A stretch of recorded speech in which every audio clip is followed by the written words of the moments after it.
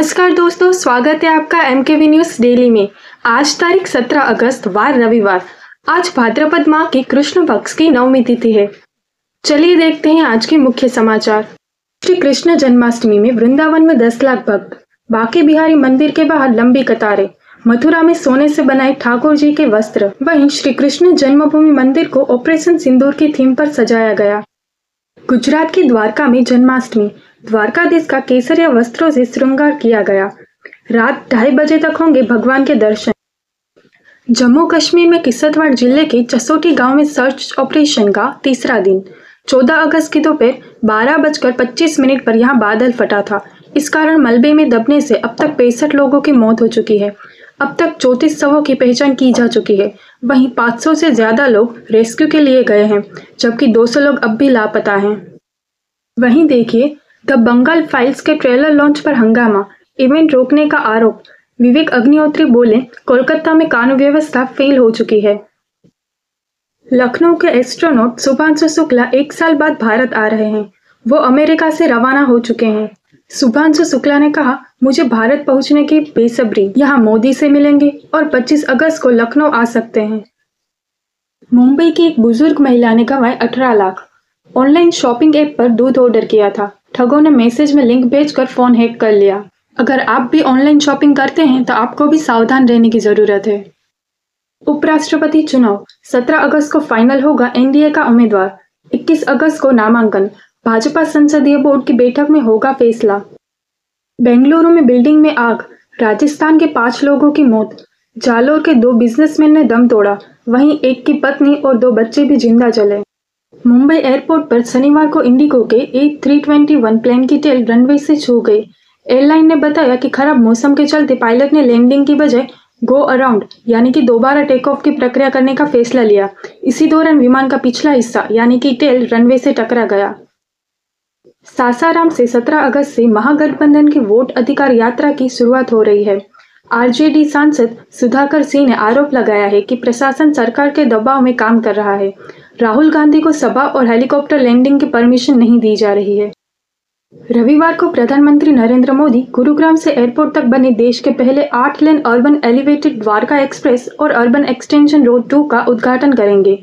यह महत्वाकांक्षी परियोजना दिल्ली एनसीआर में ट्रैफिक की भीड़ को कम करने और यात्रियों को इंदिरा गांधी अंतर्राष्ट्रीय हवाई अड्डे तक तेजी से पहुंचाने में मील का पत्थर साबित होगी।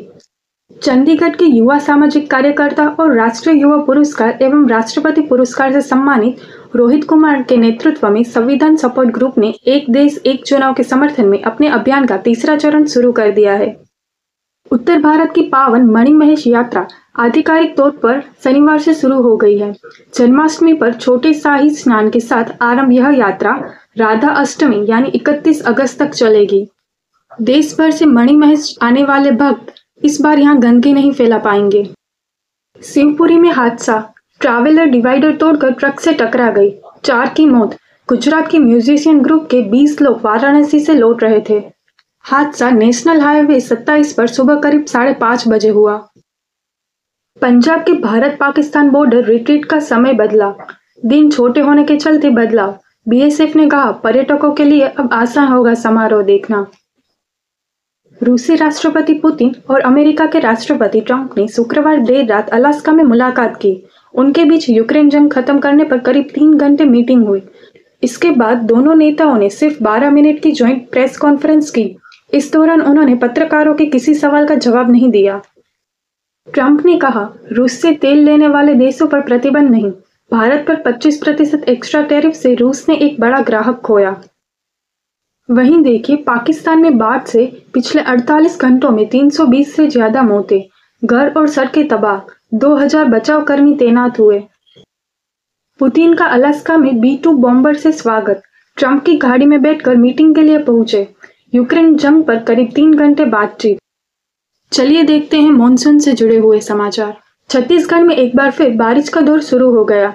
रायपुर में शनिवार दोपहर को मौसम बदला और तेज बारिश हो रही। मौसम विभाग ने बस्तर, नारायणपुर, कांकेर इन 3 जिलों में भारी बारिश का येलो अलर्ट जारी किया है। बिलासपुर, दुर्ग, सरगुजा और बस्तर संभाग के जिलों में बिजली गिरने, बादल गरजने को लेकर येलो अलर्ट जारी किया है।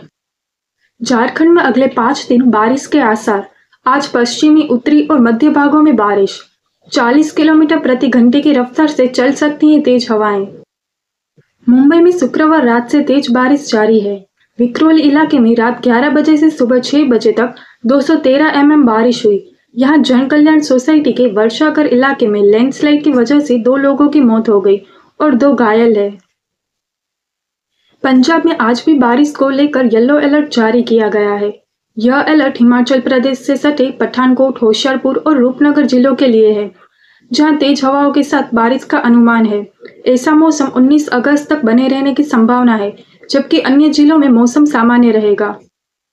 हिमाचल में पत्थर गिरने से दिल्ली के 2 श्रद्धालुओं की मौत। जन्माष्टमी पर श्री कृष्ण मंदिर जा रहे थे।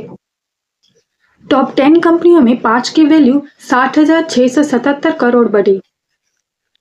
एसबीआई का मार्केट कैप हफ्ते भर में 20,446 करोड़ बढ़ा। इस हफ्ते बाजार भी 740 अंक चढ़ा।